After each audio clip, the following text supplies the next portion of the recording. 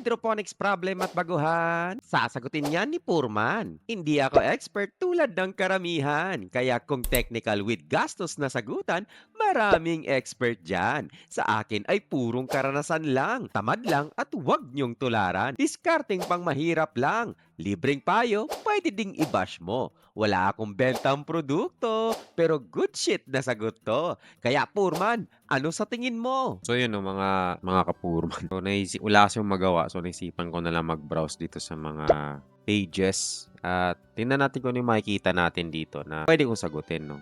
Base lang naman sa experience natin. Hindi ko naman sinasabing tama yung sagot ko. Nasa inyo kung maniniwala kayo o hindi. Kung maniwala kayo, pwede niyo i-try. Kung hindi naman, maraming expert diyan. Okay, so itong kay Leo Mar. Okay lang po ba na 5 das, by the way, sa mga bagong mag-hydroponics dyan, that's days after sowing. Naging leggy, ano po kaya dapat kong gawin? Beginner lang po.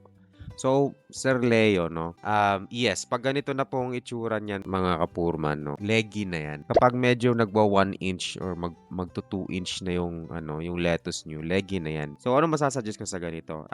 So, tingnan natin yung mga comments dito. So, para tayo nagre-react lang dito. So, i-transplant, sabi ni Sir Mark Bryan, i-transplant nyo na po ilubog ang stem at dahan-dahan pag-transplant para hindi mabali ang stem. Paarawan po agad next time after germination, not direct sunlight. And I totally agree kay Sir Mark dito, no? Kay Sir Mark Bryan. Now, ang trick lang po talaga kapag kayo yung nagsusowing, no, ng lettuce is, for example, sinow nyo siya ngayon, no, binasa nyo na, inisprayan nyo. Kinabukasan yan, makakakita na kayo ng dalawang bagay ang pwede mangyari dyan. Mag-crack na yan at merong lalabas na dahon, no? After 24 hours, even 12 hours actually magka-crack na yan eh. Ang cue nyo dyan kung kailan nyo paaarawan dito mga kapurman is kapag lumabas, ito cotyledon to eh. Pag sinabi kasi natin cotyledon mga kapurman is yung unang dalawang dahon ng halaman, no? Hindi sila totoong dahon, cotyledon pala yan. Parang kumbaga yan yung tsupon ng mga baby. Yan yung kailangan nila. Pang starter pack nila yung dahon na yan, no? Kailangan nyo na siyang parawan. Kung ganito na ang status na 5 days na, matagal na kasi masyado yan. Kaya nagmumukha ng toge yan eh. Hindi sila naaarawan. At minsan tatagilid pa nga yan eh, tatabingi. So, sabi ni Boss Mark, pwede mo daw siyang ilubog. Pwede po yan. Pwede nyo po siya ibaon ng siguro mga half. Ingatan nyo lang po kasi mababali yan eh. Masisave pa naman yan. Though medyo 4 days, 3 days na siyang delayed. So, I think maapektuhan yung pagtubo niya. Pero kung ang tanong nyo tutubo pa rin naman yan. Kung mapapakinabangan nyo pa rin yan. Kung makakain nyo pa rin yan. No? Depende sa variety yan, no? Yun nga lang, pwedeng pumait yan ng maaga, pwede ding hindi. Bago pa lang siya lumaki, mapait na siya. So, ano pa ba? Ang tanong is, ano po ang cause pa ganyan? Tingnan natin yung reply dito, no? Lack of sunlight. Tama yan si Boss Fuji, no? Sabi niya, lack of sunlight. Totoo yan. Gaya ng sabi ko, early pa lang, dapat mapapaarawan yun na yan. Ngayon, pagdating naman sa pagpapaaraw, kung seedlings pa lang siya, kaka-germinate pa lang, huwag niyong paarawan ng tanghali. Kung meron mang araw sa tanghali, kailangan covered or shaded siya. Kasi kung hindi, masusunog yan dahon na yan. Yun. So, yun lang yung trick dyan sa mga ganitong klase. Kasi marami ako nakikitang ganito eh, no? Minsan, ano lang, siguro nag-aalangan yung mga baguhan sa hydroponics na ilabas sa araw, baka mamatay, no? So, tama naman, kailangan cautious tayo. Pero dapat, alam din natin kung kailan. Basta, yun lang yung trick doon. Makakita na kayo ng dahon, ilabas nyo na agad yan. Okay? So, 2 das, gamitin nyo na lang po ng grow light. Sabi ni Sir Cliff dito, 2 days after sowing, gamitin nyo na lang po ng grow light kapag walang time paarawan sa umaga. Sunsi 15 watts daw ang nire-recommend niya. Wide beam grow light gamit ko dito, 16 hours on or off. However, for beginners kasi, grow lights are technical na siya, no? And but it's also one thing to learn about. Me personally, hindi ako nag-grow lights, no? Kung may natural sunlight, go with natural sunlight kasi kung kailangan nyo talaga ng grow lights at wala kayong sunlight, then go with grow lights, no? Both works, depende kung nasang stage na kayo ng growing. Pa-check daw ng flow rate kung okay lang ganyan kabagal. Hindi ko pa na-try to, yung ganyan na maraming channels, no? Pero maiksi lang kasi sila, so I think okay lang yan. At depende yan sa pump mo. Na like yung mas marami kang channels versus pipe connection is yung pressure nung pump mo. Depende lang din talaga yan sa workflow nyo ng ano tsaka ng space. Not sure kung malalakasan niya pa to. Well, will this work? Yes, it will work, no? Walang problema naman dyan. Kasi ang fundamentals lang naman ng hydroponics, mga kapurman, is water flowing na nutrient field papunta sa ating mga halaman.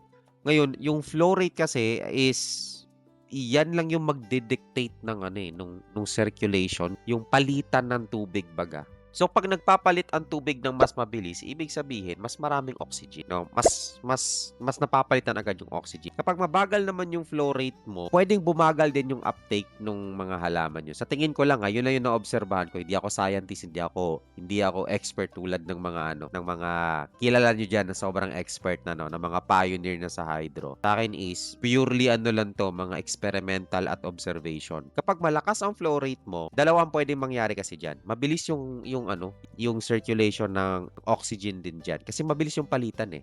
Pangalawa is yung tubig nyo is hindi magiging stagnant ng matagal.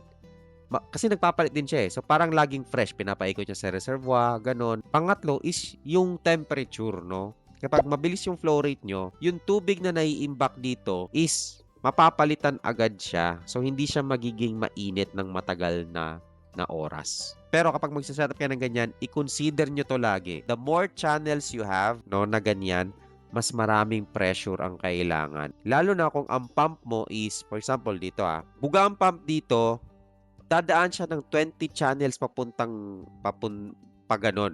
sa dulo.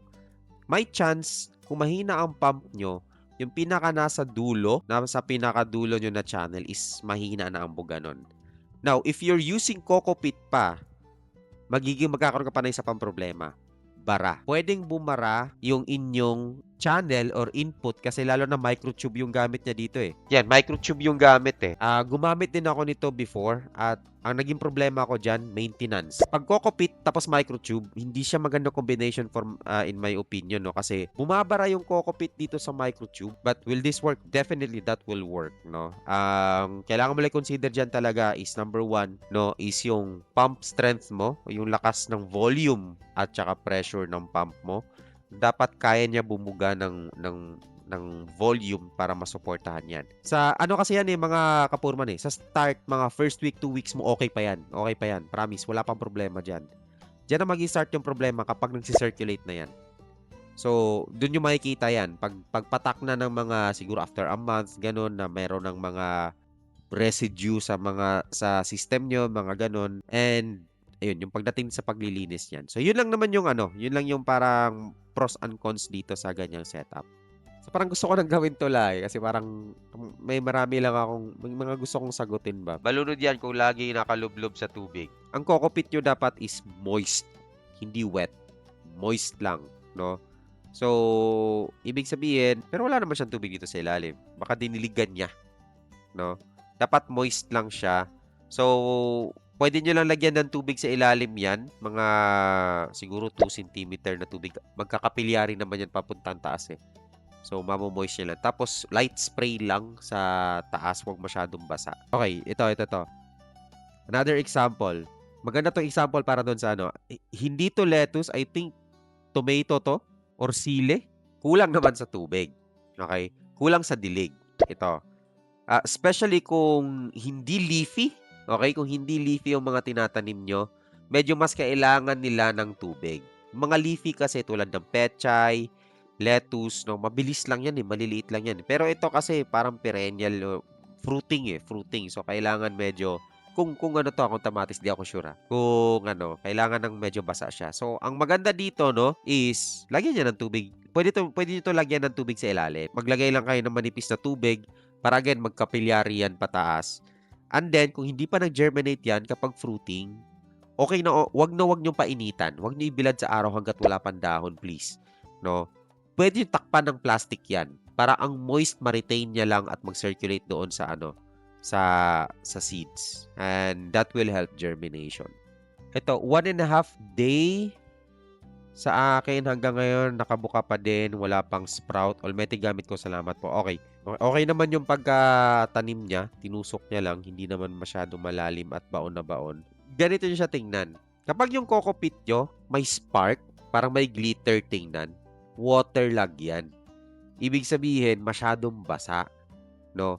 Ngayon, anong mangyayari pag masyadong basa? Itong pelletized na mga seeds, mga kapurman, is magka-crack yan kapag nabasa. Goods yan, ha? Pag nag-crack, pag nabasa, normal yan. Pag nag-crack na yan at basang-basa pa rin yung coco peat nyo, pwedeng mabulok yung seed sa loob. Napakaliit lang ng seed ng lettuce, no? Kaya pag ganyan, sobrang basa yan. Kung nakikita nyo, parang, ayan o, parang nafe-feel ko nga na pwede ko siyang pigain at may tubig na lalabas, no? Baka masyadong basa, no? Kung maglalagay kayo ng tubig sa ilalim ng tray, manipis lang talaga siya.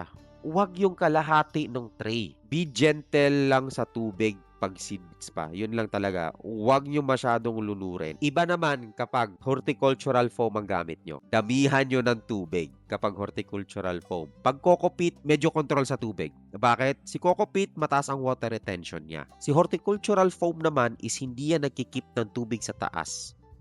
No? Kaya medyo ang hort foams ay nilulublob sa tubig ng binabasa talaga siya tapos hindi pinipigaan bago mo lagyan ng mga buto. Pero si coco peat kasi malakas sumipsip ng tubig yan eh. So pwede mabulok. Dapat basa lang ang seeds at coco peat. Moist.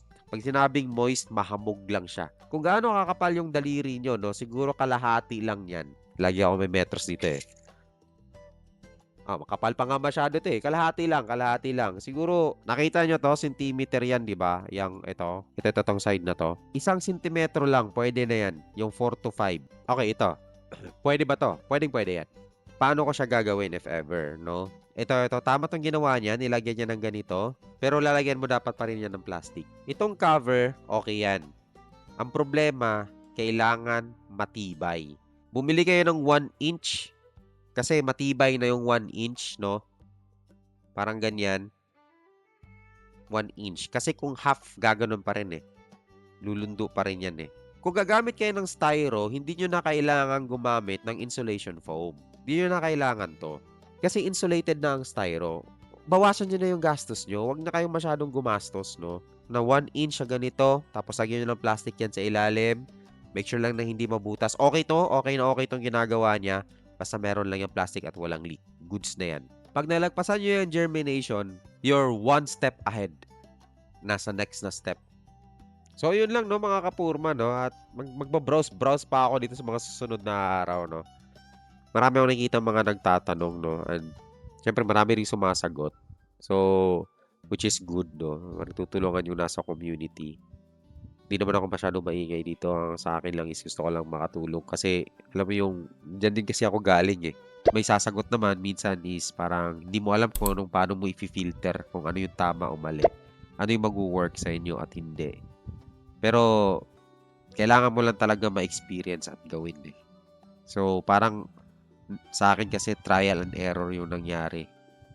And then, which is sa akin, parang mas okay sa akin yung ganong classic learning. So, yun lang mga kapurma. Sana nag-enjoy kayo. Kaya, Purman, ano sa tingin mo?